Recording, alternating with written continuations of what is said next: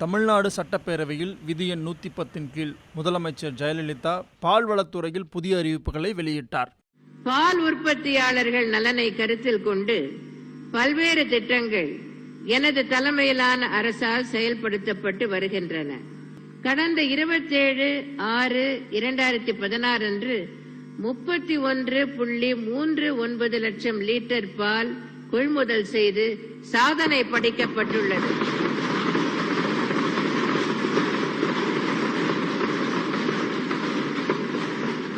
பால்வளம் சம்பந்தமாக பின்வரும் புதிய அறிவிப்புகளை இந்த மாமன்றத்தில் வெளியிடுவதில் நான் பெருமகிழ்ச்சி அடைகிறேன். 1.